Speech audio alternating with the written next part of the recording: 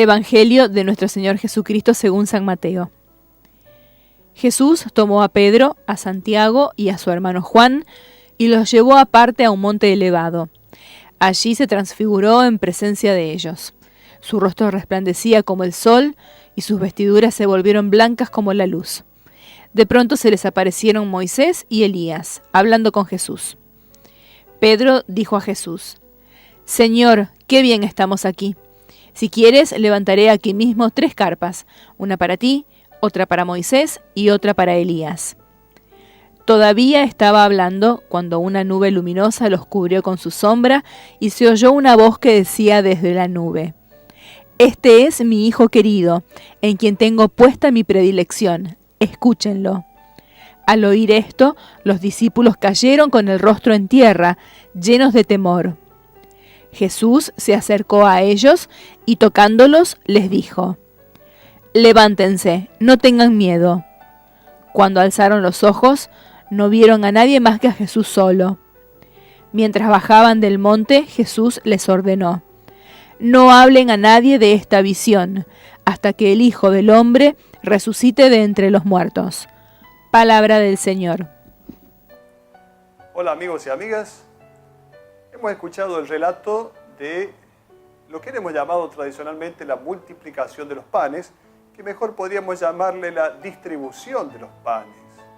Este relato nos crea ciertos interrogantes, por ejemplo, gente que va detrás de Jesús, no prevé que llegue la noche en un lugar desértico, y luego las canastas, estas canastas sobraron 12 canastas, dice el texto. ¿De dónde las sacaron a estas canastas? Si estaba en un lugar desértico, si no habían previsto que hubiera tanto alimento. Y luego, si Jesús hizo este milagro, este prodigio, ¿por qué no lo hace de nuevo? Frente al hambre que hay en el mundo, frente a tanta hambre, ¿por qué no lo hace de nuevo? ¿Por qué no repite aquel prodigio para aliviar el hambre de tanta gente? En realidad, ¿qué es lo que ha sucedido? No lo sabemos con certeza, pero sí lo importante es que este relato nos va a decir algo. ¿Qué nos quiere decir el relato?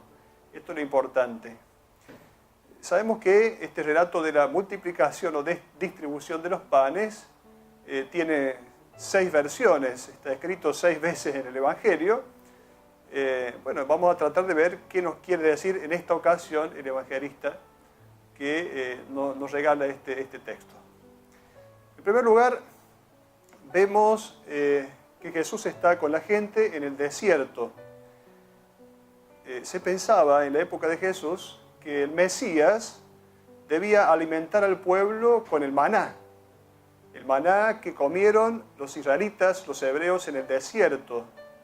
Entonces aquí, en primer lugar, hay una intencionalidad del escritor del Evangelio, la intencionalidad de presentar a Jesús como el nuevo Moisés, aquel que alimenta al pueblo.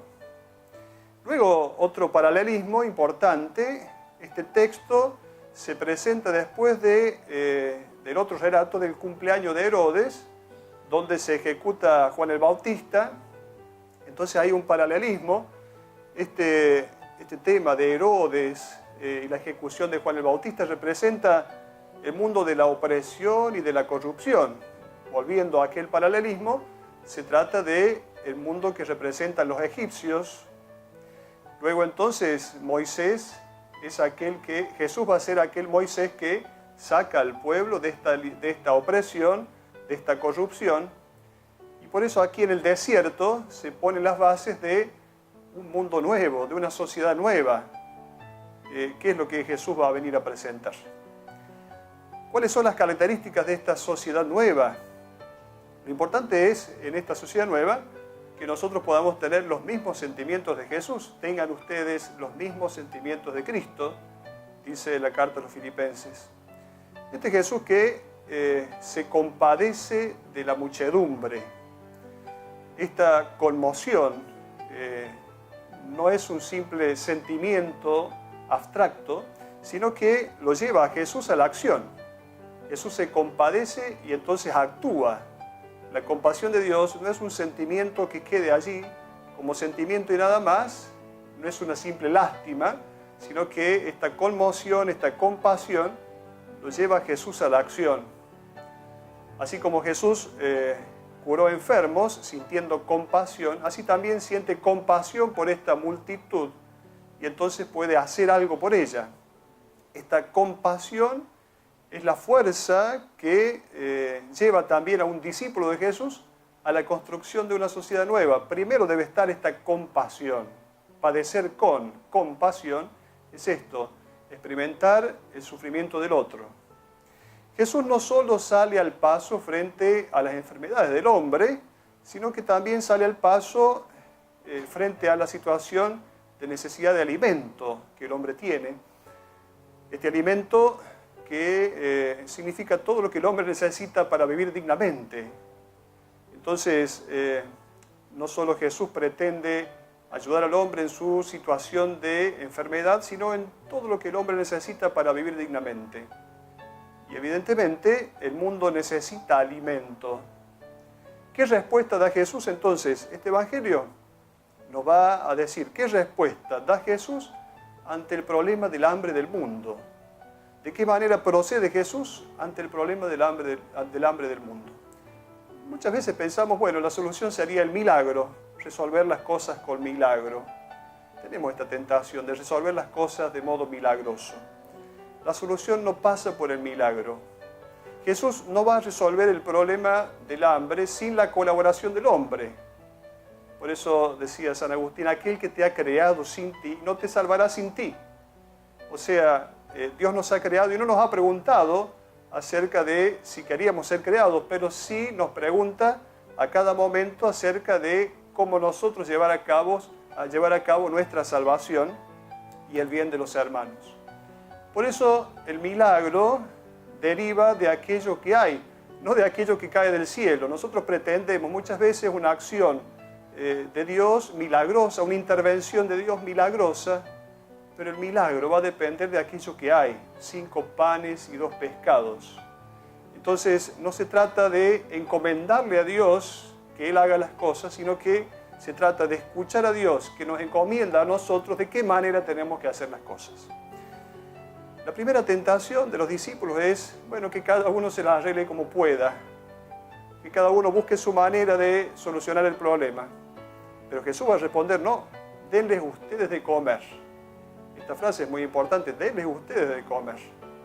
Los discípulos que van a decir, bueno, pero solo tenemos 5 panes y 2 pescados, tenemos solo esto, no hay más que esto.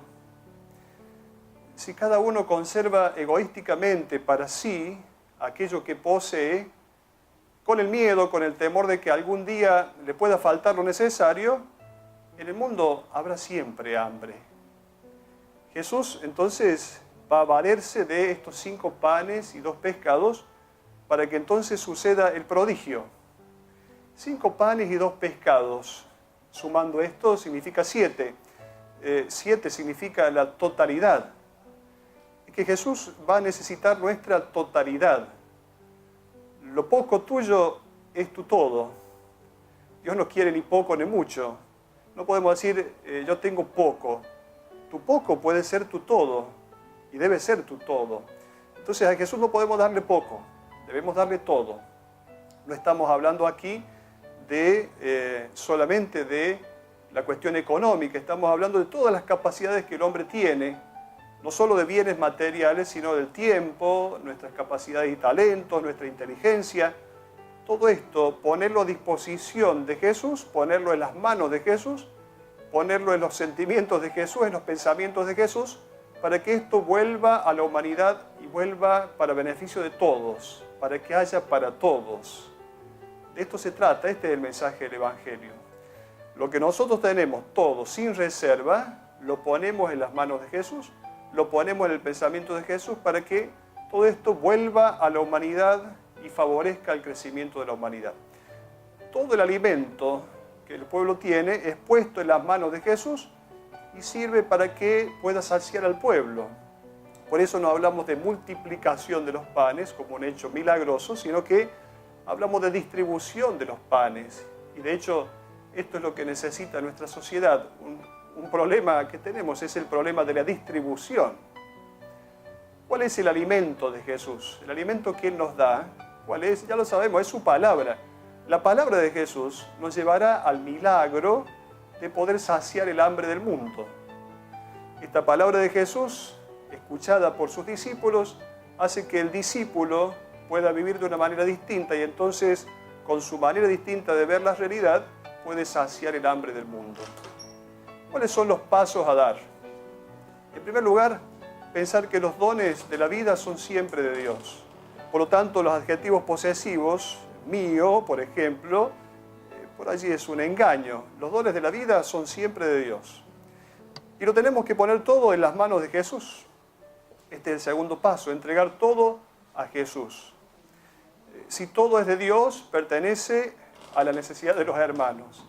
Si todo es de Dios, pertenece a la necesidad de los hermanos. Por lo tanto, desde este Evangelio, nosotros podemos pensar la solidaridad de una manera distinta. Cuando escuchando la palabra de Dios, ponemos nuestra vida a disposición del bien de los demás, a nadie le falta nada. Por lo tanto, podemos decir, según el Evangelio, y concluir con esta expresión que nos ayuda a pensar el sentido de la comunidad, que es justamente el ideal de Jesús. Yo necesito tus dones, tú necesitas mis dones. Así se construye la comunidad cristiana. Hasta la próxima.